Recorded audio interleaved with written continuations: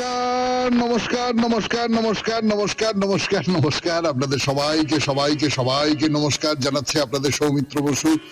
সবাইকে অজস্র শুভকামনা জানাচ্ছে, সবাইকে স্বাগত জানাচ্ছে আজকের এই শরণাগত অনুষ্ঠানে এবং সবাইকে শুভ সকাল জানাচ্ছে। শুভ সকাল, শুভ হোক, শুভ হোক, সকলের শুভ হোক, সকলের মঙ্গল হোক, কল্যাণ হোক, ভালো হোক, এই পৃথিবীর ভালো হোক, চারপাশে যা কিছু আছে সবকিছুর ভালো হোক, সবাই যেন ভালো হয়ে থাকতে পারে, ভালোভাবে থাকতে পারে, সুন্দর একটা পৃথিবী, সুন্দর একটা জীবন যেন সবাই পেতে পারে। এবারে বেণীমাধব শীলের পঞ্জিকা অনুযায়ী আজকের দিনটার কথা বলি। আজকে 2রা আষাঢ় 1432, ইংরেজির 17ই জুন 2025, আজ মঙ্গলবার, ষষ্ঠী। সূর্যোদয়ের সময় ভোর 4:55, সূর্যাস্তের সময় সন্ধে 6:21। নক্ষত্র শতভিষা। আজকে জন্মে কুম্ভ রাশি, শূদ্র বর্ণ, মতান্তরে বৈশ্য বর্ণ, রাক্ষসগণ। রাত্রি 10:56 গতে নরগণ। আমাদের হোয়াটসঅ্যাপে চিঠি পাঠাবার নাম্বার 9831922927। চিঠির গোড়ায় অতি অবশ্যই SG লিখতে হবে। এবার তাহলে আজকের অনুষ্ঠান সম্পর্কে বলি। অনুষ্ঠানের যে গত যাকে বলে সেটা তো আপনারা জানেন সকলেই, একেবারেই একটা বাঁধা গতে চলে, কিন্তু প্রত্যেকটা অনুষ্ঠান আলাদা আলাদা কথা বলে। সেটা তো প্রথমে পুরাণ চিরন্তন যে নিয়ে কথা বলছে এখন, তাহলে পুত্র, এবং পুত্রের নানান রকম ধরন আছে। পাণ্ডু কুন্তিকে বলছেন যে কত রকমের পুত্র আছে, সেসব কথা বলছেন তিনি। তার মধ্যে দুটো ভাগ আছে পুত্রের।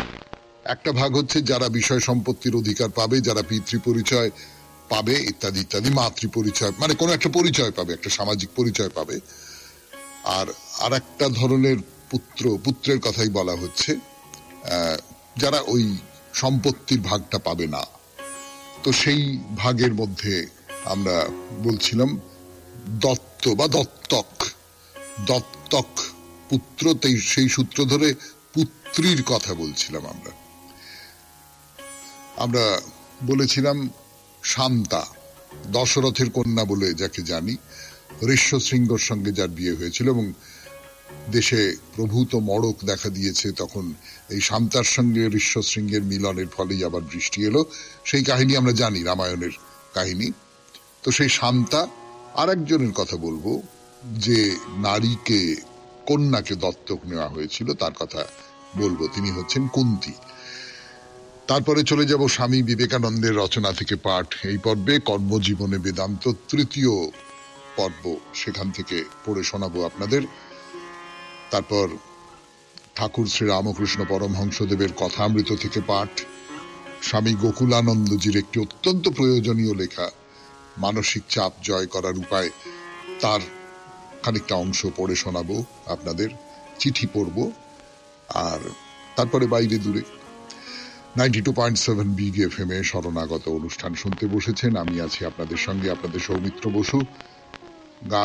গানের পর পুরাণ চিরন্তন।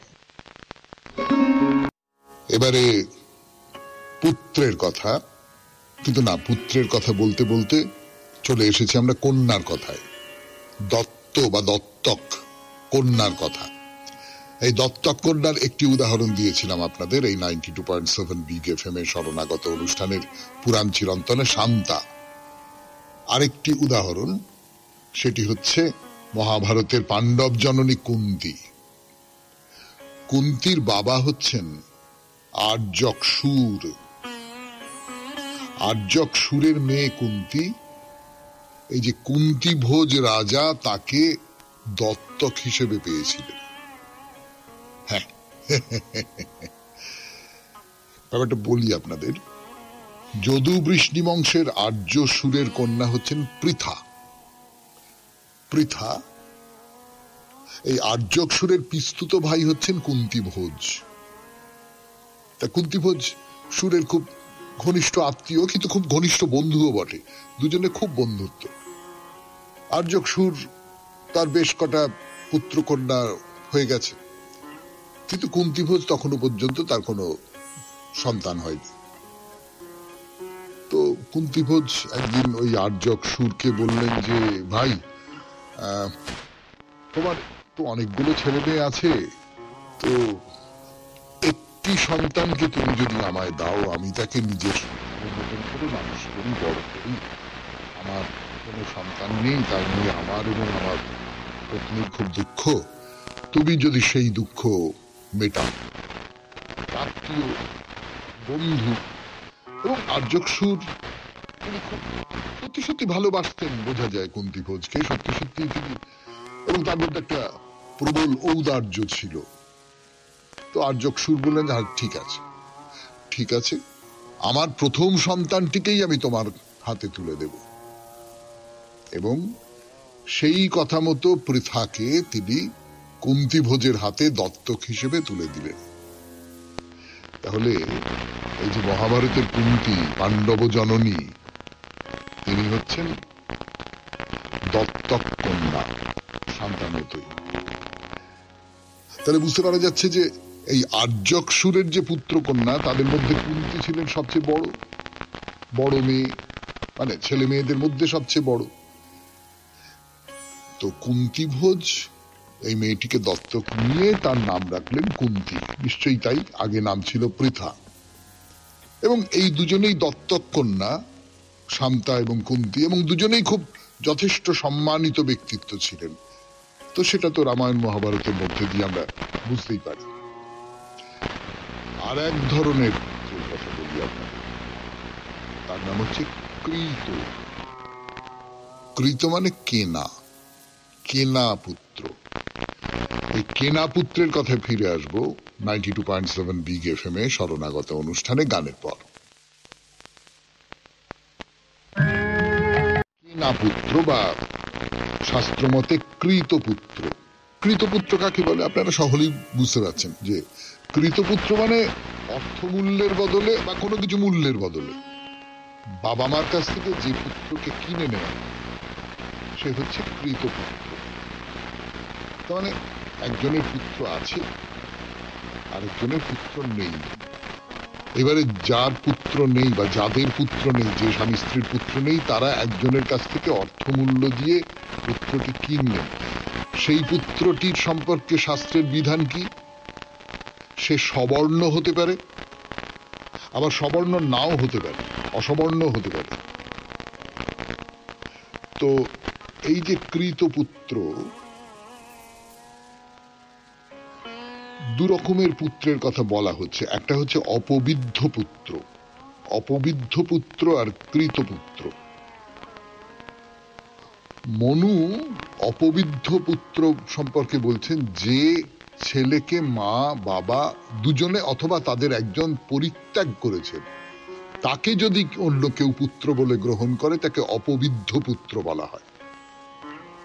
অনেক সময় হয় না, মানে আমাদের ছোটবেলায় আমরা অনেক শুনেছি, এখন হয় কিনা আমি, মানে ইদানিং কালে অনেক কানে আসেনি, যে কোনো মা তার সন্তানকে ফেলে গেছে কোথাও, মানে আর সংসার চালাতে পারছে না, একটি সন্তানকে ফেলে দিয়েছে। এরকম সব শুনি তো আমরা, তাই নিয়ে গল্প আছে, তাই নিয়ে মনে পড়ে যাচ্ছে আমার।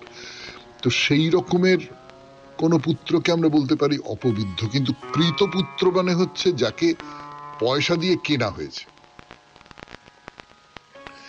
তো এই যে কৃতপুত্রের উদাহরণ হিসেবে আমরা সুনঃশেপের কথা বলতে পারি। সুনঃশেপ বলি, গল্পটা বলি আপনাদের। ঐতরেয় ব্রাহ্মণে আছে সুঅবস বলে একজন। এই সুঅবসের পুত্র হচ্ছে অজিগর্ত। অজিগর্ত খুব গরিব এক ব্রাহ্মণ, তার তিনটি ছেলে। এই তিন ছেলের নামটা বলে রাখি আপনাদের। একজনের নাম হচ্ছে সুনঃপুচ্ছ, সুনঃশেপ এবং সুনলাঙ্গুল। তো খুব অভাব সংসারে, চলে না, স্ত্রী পুত্রকে খেতে দিতে পারছেন না।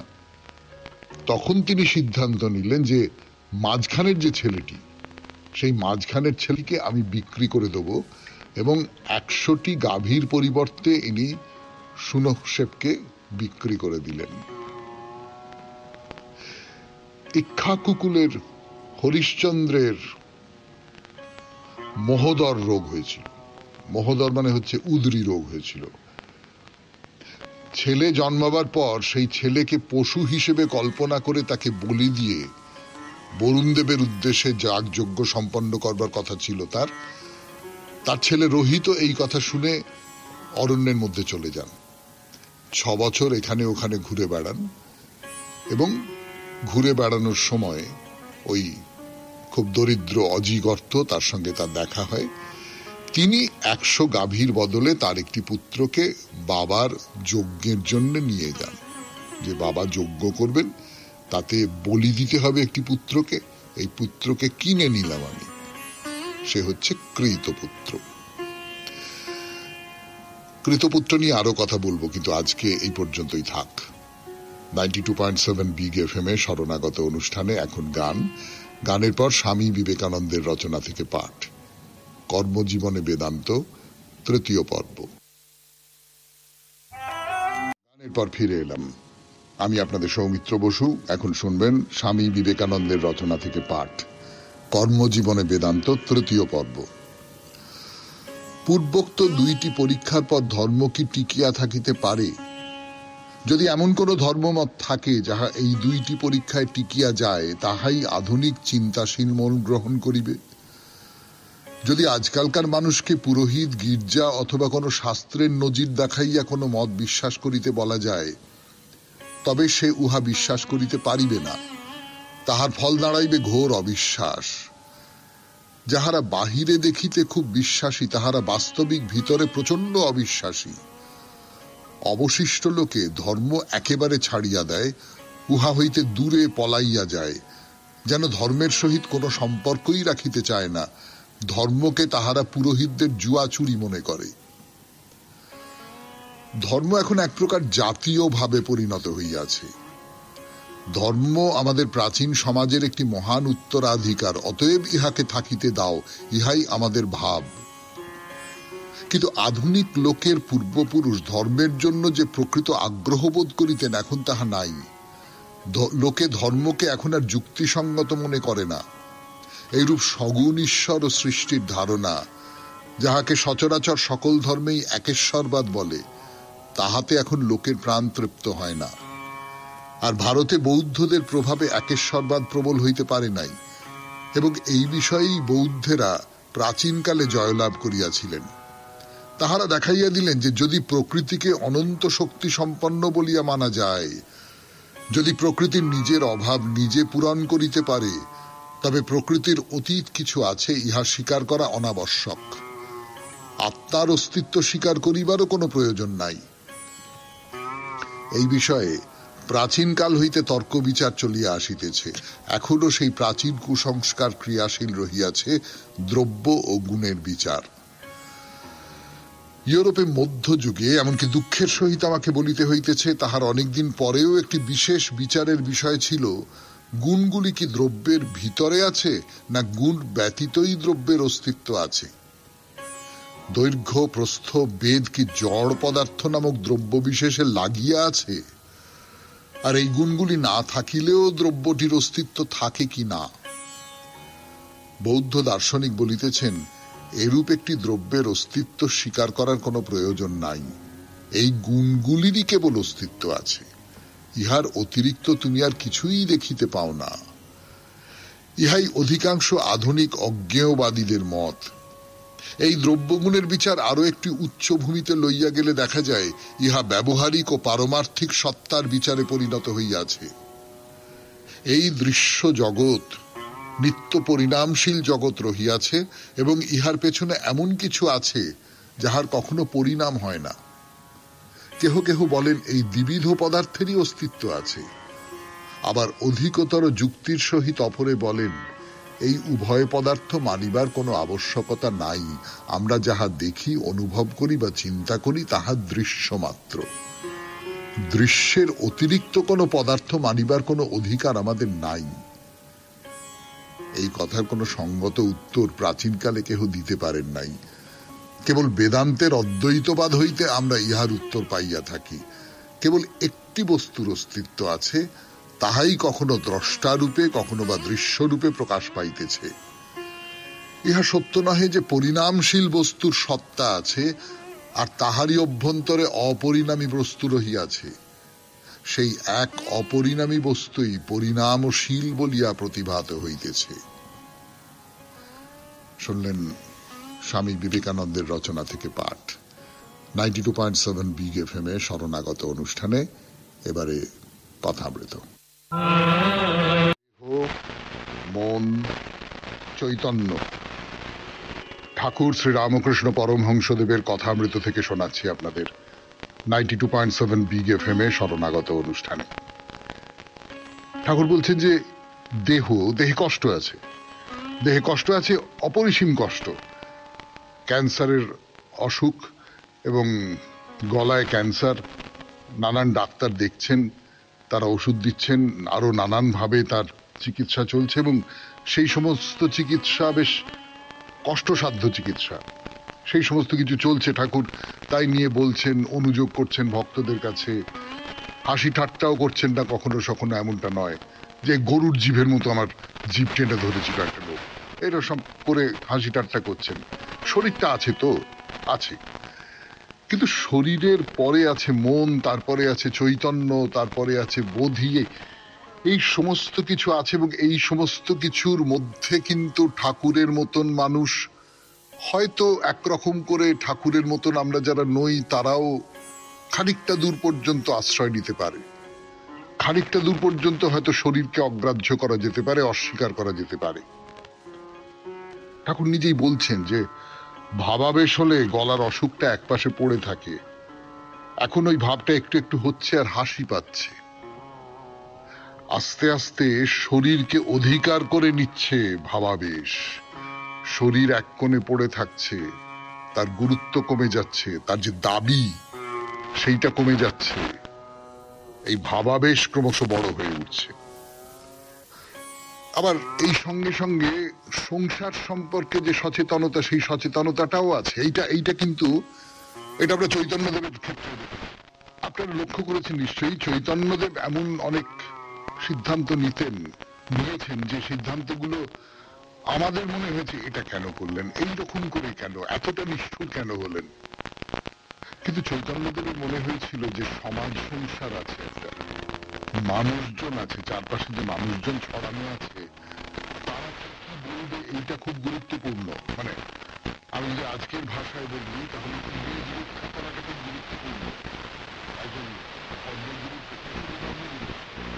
যে কোনো একটা প্রতিষ্ঠান যদি বলি, যে কোনো একটা সংঘ যদি বলি, সেই সংঘের যিনি প্রধান, অন্তত সেই প্রধানকে কিন্তু কতগুলো ক্ষেত্রে খুব নিষ্ঠুর সিদ্ধান্ত নিতে হয়, এবং সেইটা নিতে হয় কিন্তু এই সমাজের চাপের কথা ভেবে।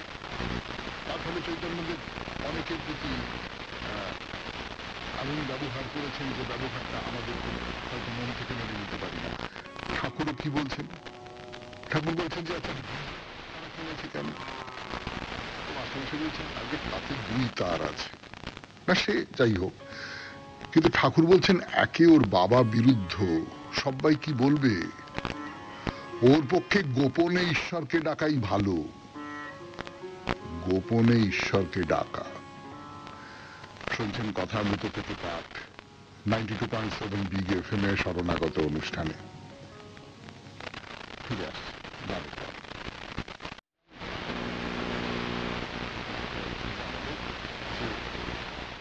বলছেন যে ওর পক্ষে গোপনে ঈশ্বরকে ডাকা, তার মানে ঈশ্বরকে আমি ওই রকম করে যদি ডাকি যাতে করে আমার বাবা আমার বিরুদ্ধতা করেন, পছন্দ না করেন, আমার চারপাশের পরিবার ইত্যাদি ইত্যাদি যদি তার বিরুদ্ধতা করে, আমার সংসারের মানুষজন যদি বিরুদ্ধতা করে, তাহলে তো আমি অনেকগুলো শত্রুর মুখোমুখি হয়ে গেলাম।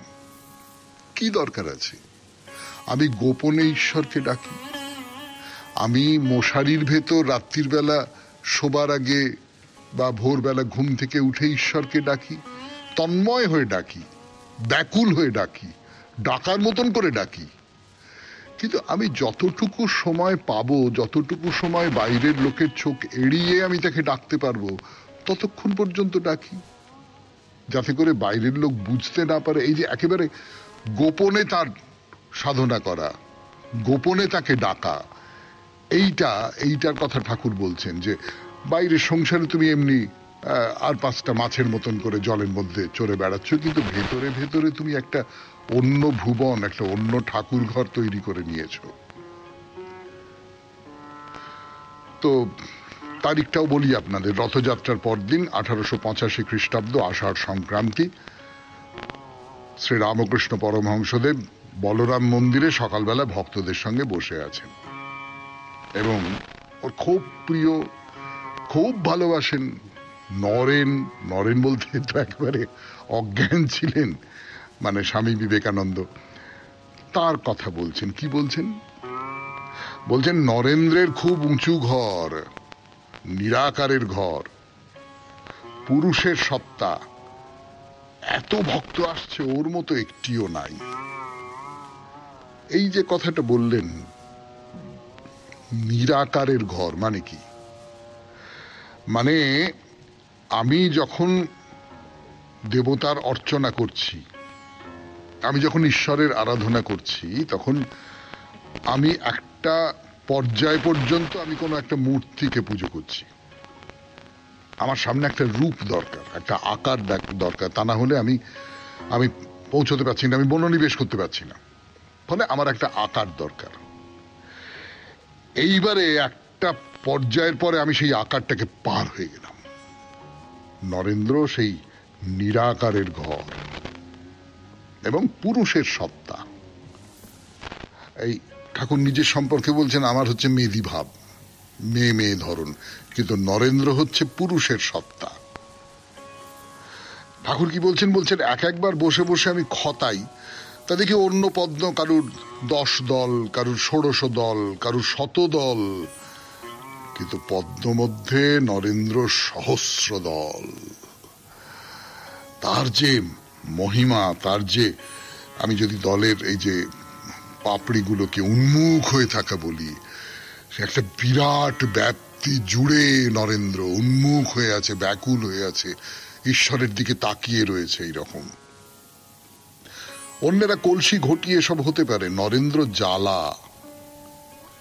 ডোবা পুষ্করিণীর মধ্যে নরেন্দ্র বড় দিঘি, যেমন হালদার পুকুর। মাছের মধ্যে নরেন্দ্র রাঙাচক্ষু বড় রুই, আর সব নানান রকম মাছ, পোনা, কাটিবাটা, এইসব খুব আধার, অনেক জিনিস ধরে, বড় ফুটোওয়ালা মাছ। আর কি বলছেন? বলছেন নরেন্দ্র কিছুর বশ নয়, আসক্তি ইন্দ্রিয় সুখের বশ নয়। পুরুষ পায়রা, পুরুষ পায়রা ঠোঁট ধরলে ঠোঁট টেনে ছিনিয়ে লয়, মাদি পায়রা চুপ করে থাকে। এর ব্যাখ্যা বলবো না, এই নিয়ে আমার যা প্রতিক্রিয়া তা আর বলবার সময় নেই আজকে, পরের দিন হবে। আপাতত শেষ করছি কথামৃত থেকে পাঠ। এরপরে স্বামী গোকুলানন্দের রচনা মানসিক চাপ জয় করার উপায়। আপাতত আমরা যে অধ্যায়ে আছি তার নাম ইচ্ছা শক্তির মাধ্যমে শক্তি। ফিরে আসছি গানের পর।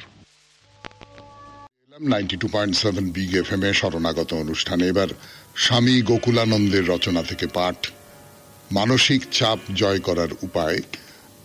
আপাতত আমরা যে অধ্যায়ে আছি তার নাম ইচ্ছা শক্তির মাধ্যমে শক্তি। তো শরৎচন্দ্র শিষ্য স্বামী বিবেকানন্দের, তিনি বলছেন যে আমার সাধন করে কিছু হচ্ছে না, আমি মনোনিবেশ করতে পারছি না। তো স্বামীজির কাছে গেছেন, গিয়ে বলেছেন, তো স্বামীজি বলেছেন ধৈর্য ধর, হবে, তোরা আমার শিষ্য। আরে আমার শিষ্যদের হবে না এটা কখনো হতে পারে? শ্রদ্ধাবান হ, বীর্যবান হ, আত্মজ্ঞান লাভ কর, আর পরের জন্য জীবনপাত কর, এই আমার ইচ্ছে আর আশীর্বাদ। এই কথা বলেছেন। কিন্তু শরৎচন্দ্র বলছেন এক্ষুনি ফল চাই, ওই রকম করে হবে না। এই আর কি, এই পর্যন্ত আমরা বলেছিলাম। এর পরের অংশটা পড়ে শোনাই। এই ঘটনাটি আমাদের সমস্যার ক্ষেত্রে অত্যন্ত প্রাসঙ্গিক, কারণ স্বামীজি তার শিষ্যকে যে 4টি জিনিস মনে রাখতে বলছেন সে চারটি জিনিস আমাদেরও অনুশীলন করা একান্ত প্রয়োজন। স্বামীজি বলছেন, নিজের উপর বিশ্বাস রাখো, হও নির্ভীক, হও শক্তিমান। এই বিশ্বাস রাখো যে তুমি তোমার ভাগ্যের স্রষ্টা, সমস্ত ক্ষমতা ও শক্তি তোমাতেই বর্তমান। যদি আমরা স্বামীজিকে ভালোবাসি, এদেশের মহান সাংস্কৃতিক ঐতিহ্যের প্রতি যদি আমাদের বিশ্বাস থাকে, এই সর্বপ্লাবী শক্তি আমরা পাবই পাব। আমাদের বিশ্বাস করা উচিত যে আমাদের মধ্যেই আছে অনন্ত সম্ভাবনা। আমাদের নিম্নতর পশু প্রবৃত্তির কারণে, জৈবিক তাড়নায় যদি আমরা কখনো ভুল করেও বসি, এ কথা যেন আমরা কখনোই না ভুলি যে আমাদের মধ্যেই রয়েছে এক দিব্য সত্তা। আমাদের অন্তর্নিহিত এই দেবত্বকে প্রকাশ করার লক্ষ্যে আমাদের সর্বতোভাবে প্রচেষ্টা করা উচিত। আমাদের উচ্চতর সত্তা সম্পর্কে নিশ্চিত থাকবো, আমরা সচেতন থাকবো সর্বদাই জীবনের উচ্চাঙ্গের মাত্রাগুলি সম্পর্কে। আর এই সবকিছুই সম্ভব হয়ে ওঠে যখন আমরা আত্মশ্রদ্ধার অনুশীলন করি।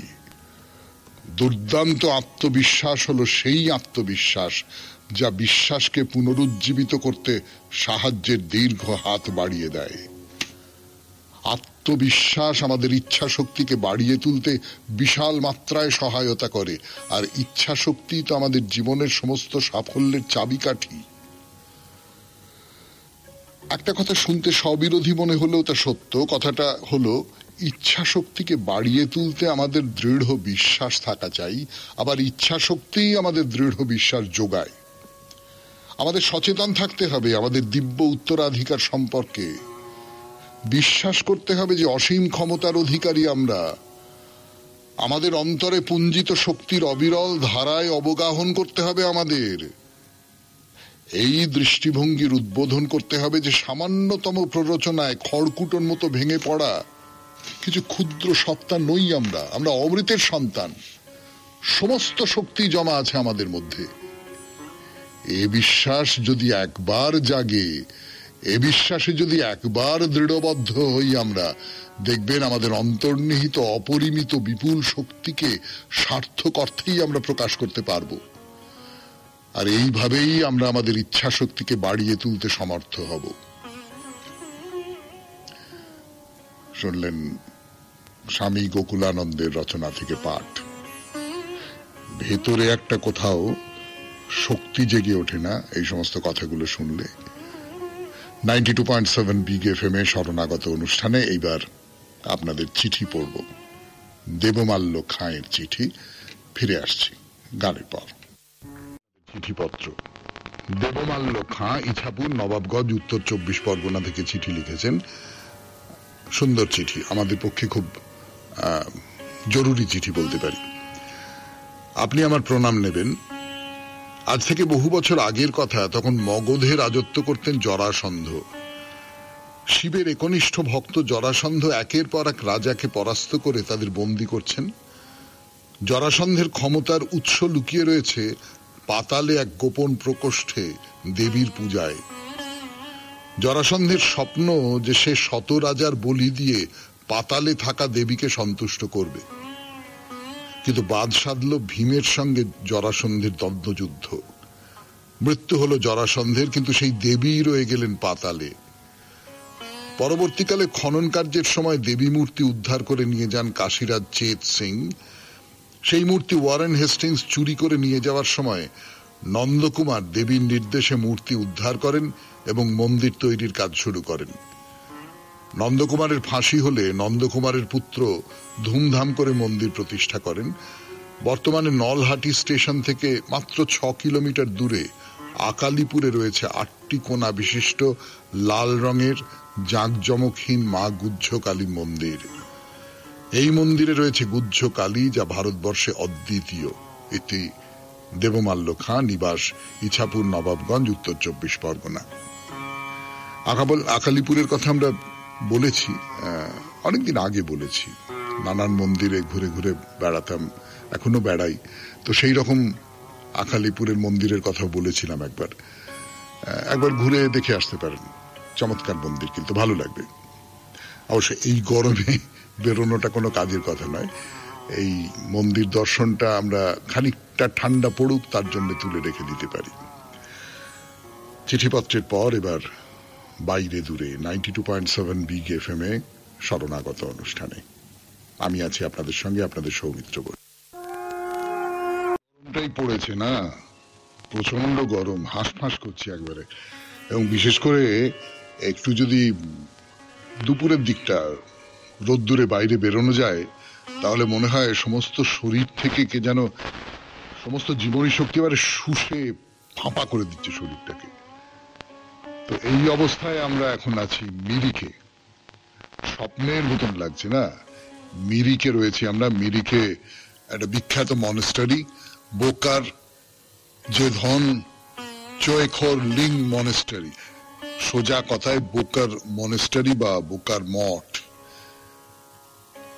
তো মিরিকের আর একটা বড় বৈশিষ্ট্য হচ্ছে এখানে একটা লেক আছে, মানুষের তৈরি করা লেক, মানুষ কেটেছে। সেটা খুব প্রাকৃতিক লেক বলতে যেটা বোঝায় একেবারেই সেটা নয়, মানুষের তৈরি। পর্যটন কেন্দ্র হিসেবে মিরিককে তৈরি করা হয়েছে, তখন এই লেকটাই সরোবরটা তৈরি করা হয়েছে। এর পোশাকি নাম হচ্ছে সুমেন্দু লেক। তবে সুমেন্দু লেক টেক লোকে বলে না, ওই মিরিক লেক বলেই সকলে জানে। তার বাইরে এখানে প্রচুর চা বাগান আছে, প্রচুর চা বাগান। পাহাড় নেমে গেছে, পাহাড়ের ঢালে ঢালে ঢালে ঢালে চা বাগান। ওই আমি শুনেছিলাম, সত্যি মিথ্যে জানি না, আপনারা আমি যদি ভুল বলি তাহলে ঠিক করে দেবেন। সেটা হচ্ছে পাহাড়ের ঢালে চা বাগানগুলো হয় যাতে করে পাহাড়ের জল, বৃষ্টির জল আর কি, এসে চা বাগানে পড়ে সেটা নেমে চলে যাবে আর কি, কোথাও জল জমে থাকবে না, এইরকম একটা দরকার। সেই জন্য পাহাড়ি অঞ্চলে চা বাগান খুব হয়। তো ভারী চমৎকার একটা আবহাওয়া, যেটা দিয়ে শুরু করলাম আজকের এই বাইরে দূরে, যে এই প্রচন্ড গরম, এইখান থেকে হঠাৎ যদি মিরিকে চলে যাই তাহলে একেবারে প্রাকৃতিক ভাবে এসি আর কি। রাস্তাঘাটও বেশ ভালো। তবে ওই একটা কথা বলবার, সেটা হচ্ছে যে এখন অনেক বাড়িঘর হয়ে গেছে, শহর হয়ে গেছে। তা হোক, সেই শহরের ফাঁকে ফাঁকে আপনি ফাঁকা জায়গা, গাছপালার জায়গা, পাহাড়ের জায়গা, মুক্ত আকাশের জায়গা, সেই সমস্ত অনেক খুঁজে পাবেন। তো মিরিক লেকের কথা বললাম, এটা তৈরি হয়েছিল 1970 খ্রিস্টাব্দে। পশ্চিমবঙ্গ সরকারের পর্যটন বিভাগ এটা তৈরি করেছিলেন। তো এই তো ছোট করে মিরিকের পরিচয় দেওয়া গেল। এইবারে আমরা এই যে মঠটা, সেই মঠটার কথায় আসি। একটা কথা বলে রাখি যে এই যে পাহাড়ি এলাকা যাকে বলে, এই নানান জায়গায়, এই যে দার্জিলিং জেলার যার নানান পাহাড়, এই সমস্ত জায়গায় প্রচুর মঠ, মানে প্রায় 500 মঠের মতন ছড়িয়ে আছে। যে সমস্ত জায়গায় আপনারা জানেন যে এগুলো কেবলমাত্র ধর্মস্থান নয়, এখানে কিন্তু বৌদ্ধ ধর্মের শিক্ষা এবং অনুশীলন হয়। কিন্তু এই যে মঠটা, বোকার মঠ, এটা পর্যটকদের কাছে খুব জনপ্রিয়। লেকের উপর, দেখতেও খুব ভালো লাগে। আর মঠের ভেতরটাও খুব সুন্দর, অসাধারণ। সব বৌদ্ধ শিল্পকর্ম আছে, মূর্তি আছে, একটা প্রার্থনা গৃহ আছে যেখানে বৌদ্ধ সন্ন্যাসীরা প্রার্থনা করেন। এইটা হচ্ছে উত্তরবঙ্গের দ্বিতীয় বৃহত্তম মনেস্টারি। তো মনেস্টারির কথা বলবো, কিন্তু তার আগে একটু মিরিকের এই যে সরোবর, তার কথা বলে নেব না? তার কথা বলবার জন্য আপনাদের সৌমিত্র বসু ফিরে আসছে 92.7 বিগ এফএম এ শরণাগত অনুষ্ঠানে, গানের পর। এবারে মিরিক লেকের কথা একটু বলি, দুটো কথাই বলি। এমনিতে এই যে মিরিক লেক বা সরোবর, জায়গাটা খুব সুন্দর। তো পাহাড়, চা বাগান, এবং এই মিরিক যেহেতু জায়গাটার নাম, তাই মিরিক লেক হয়ে গেছে। তো এই যে মিরিক লেক, এটা কত বড় বলুন তো? কত বড়? প্রায় 1.25 কিলোমিটার জুড়ে এই মিরিক লেক বিস্তৃত, মানে 1.25, 1.25 কিলোমিটার এলাকা জুড়ে, 16 হেক্টর এলাকা জুড়ে, 16 হেক্টর এলাকা এই লেকটা। তো এইবারে বলি আপনাদের এই মনেস্টারি বা মঠটার কথা। তার বাইরে ডন বস্কো রয়েছে, চার্চ, রামকৃষ্ণ আশ্রম রয়েছে। ওই নেপালে ঢোকবার যে রাস্তা সেটা এইটা দিয়ে যায়, মানে ওই কাঠমান্ডুর দিকে আপনি চলে যেতে পারেন। ভারী সুন্দর চমৎকার একটা বাজার রয়েছে। মানে আপনি যদি ধরুন দার্জিলিং এ গেলেন বা কালিম্পং এ গেলেন, সেখান থেকে একটা দিনের জন্য আপনি একটু মিরিক ঘুরে গেলেন, তার পক্ষে খুব ভালো, কিন্তু চমৎকার একটা জায়গা। লেকের কথা বলছিলাম না, লেকের চারপাশে গাছপালা, বড় লেক তো বললাম। এখন অবশ্য অনেক বাড়ি হয়ে গেছে, তাতে করে এই যে সরোবর, এই সরোবরের সৌন্দর্য খানিকটা ক্ষুণ্ণ হয়েছে, সেটা অস্বীকার করা যাবে না। কিন্তু টলটল করছে জল। আপনি এই সরোবরের ধারে খানিকক্ষণ এসে বসলেন, হাওয়া ঠান্ডা, মেঘ আর রোদের লুকোচুরি খেলা, এই সমস্ত নিয়ে একদম মন ভালো করে দেবার মতন একটা জায়গা। বেশ বেশ, আমরা তো মুখ্যত সরোবর দেখতে আসিনি, আমরা তো এসেছি মঠটা দেখতে। তো ঠিক আছে, এইবারে আমরা তাহলে মঠের দিকে যাই। তার আগে এই মঠটা ঠিক কোথায়, মানে মিরিকের যে প্রধান জায়গাগুলো তার থেকে দূরত্ব কতটা সেইটা একটু বলে নি। ধরুন এই মিরিক লেক থেকে মোটামুটি 1 কিলোমিটারের মতো দূরে, আর মিরিক বাস স্টপ থেকে, বা ধরুন ওই ট্রেনের যেখানে এসেছেন আপনি তার থেকে 2 কিলোমিটার দূরে এই বোকার যে মনেস্টারি, পাহাড়ের একেবারে মাথার উপর। এই মঠটা কে তৈরি করেছিলেন? কেয়াবজে বোকার রিনপেচে। কেয়াবজে বোকার রিনপেচে বলে একজন মানুষ। রিনপেচে আপনারা জানেন যে লামাদের মধ্যে একজন প্রধান, তার নাম, মানে তার অভিধা হচ্ছে রিনপেচে। বোকার, এই বোকারের নামেই হচ্ছে বোকার মঠ বা বোকার মনেস্টারি। প্রথমে এটা একটা ছোট শিক্ষা কেন্দ্র ছিল, বলা বাহুল্য বৌদ্ধ ধর্মের শিক্ষা কেন্দ্র। তো বহু ছাত্র এখানে আসেন, বৌদ্ধ ধর্মের চর্চা করেন, এবং তারা এবং এমনি মানুষ তারা খুব অনুরোধ করেন এটাকে বড় করুন, বড় করুন, আরো অনেক ছাত্র যাতে আসতে পারে, আরো অনেক ছাত্র যাতে শিক্ষিত হতে পারে, বৌদ্ধ ধর্মে বৌদ্ধ আচারে শিক্ষিত হতে পারে, তার জন্য এটাকে বড় করুন। তার ফলে এইটা অনেকটা বড় একটা চেহারা নিয়েছে। একটা যারা এখানকার যারা মঙ্ক, সাধু, তাদের শিক্ষণ কেন্দ্র, প্রধান শিক্ষণ কেন্দ্র হয়ে উঠল। আজকের মতো এই পর্যন্তই থাক, আবার পরের দিন বলা যাবে এই মঠের কথা। তাহলে আজকের মতো শেষ করি। শরণাগত আমাদের হোয়াটসঅ্যাপে চিঠি পাঠাবার নাম্বার 9831922927। চিঠির গোড়ায় অতি অবশ্যই SG লিখতে হবে। এবারে রবীন্দ্রনাথের কবিতা দিয়ে শেষ সপ্তকের দ্বিতীয় কবিতা। অন্য কথা পরে হবে, গোড়াতেই বলে রাখি, তুমি চা পাঠিয়েছ, পেয়েছি। এতদিন খবর দিইনি, সেটা আমার স্বভাবের বিশেষত্ব। যেমন আমার ছবি আঁকা, চিঠি লেখাও তেমনি। ঘটনার ডাক পিয়নগিরি করে না সে, নিজেরই সংবাদ সে নিজে। জগতের রূপের আনাগোনা চলছে, সেই সঙ্গে আমার ছবিও এক একটি রূপ, অজানা থেকে বেরিয়ে আসছে জানার দ্বারে। সে প্রতিরূপ নয়, মনের মধ্যে ভাঙা গড়া কতই জোড়া তারা। কিছু বা তার ঘনিয়ে ওঠে ভাবে, কিছু বা তার ফুটে ওঠে চিত্রে। এতদিন এইসব আকাশ বিহারীদের ধরেছি কথার ফাঁদে। মন তখন বাতাসে ছিল কান পেতে, যে ভাব ধ্বনি খোঁজে তারই খোঁজে। আজকাল সে আছে চোখ মেলে, রেখার বিশ্বে খোলা রাস্তায় বেরিয়ে পড়েছে দেখবে বলে। সে তাকায় আর বলে, দেখলাম।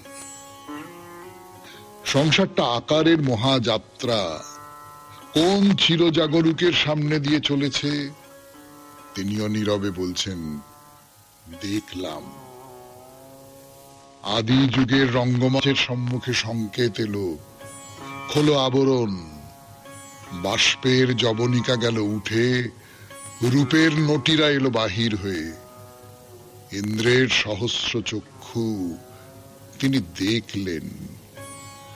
তার দেখা আর তার সৃষ্টি একই, চিত্রকর তিনি।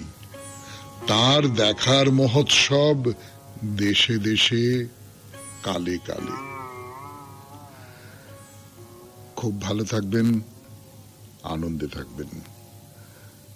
নমস্কার। নমস্কার নমস্কার নমস্কার নমস্কার নমস্কার নমস্কার আপনাদের সবাইকে সবাইকে সবাইকে নমস্কার জানাচ্ছে আপনাদের সৌমিত্র বসু। সবাইকে অজস্র শুভ কামনা জানাচ্ছে, সবাইকে স্বাগত জানাচ্ছে আজকের এই শরণাগত অনুষ্ঠানে, এবং সবাইকে শুভ সকাল জানাচ্ছে।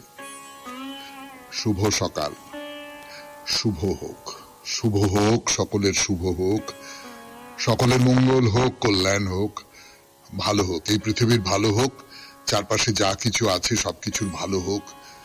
সবাই যেন ভালো হয়ে থাকতে পারে, ভালোভাবে থাকতে পারে, সুন্দর একটা পৃথিবী, সুন্দর একটা জীবন যেন সবাই পেতে পারে। এবারে বেণীমাধব শীলের পঞ্জিকা অনুযায়ী আজকের দিনটার কথা বলি। আজকে 2রা আষাঢ়, 1432, ইংরেজির 17ই জুন 2025, আজ মঙ্গলবার, ষষ্ঠী। সূর্যোদয়ের সময় ভোর 4:55, সূর্যাস্তের সময় সন্ধে 6:21। নক্ষত্র শতভিষা। আজকে জন্মে কুম্ভ রাশি, শূদ্র বর্ণ, মতান্তরে বৈশ্য বর্ণ, রাক্ষসগণ।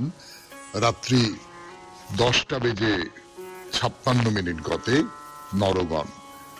আমাদের হোয়াটসঅ্যাপে চিঠি পাঠাবার নাম্বার 9831922927। চিঠির গোড়ায় অতি অবশ্যই SG লিখতে হবে। এবার তাহলে আজকের অনুষ্ঠান সম্পর্কে বলি।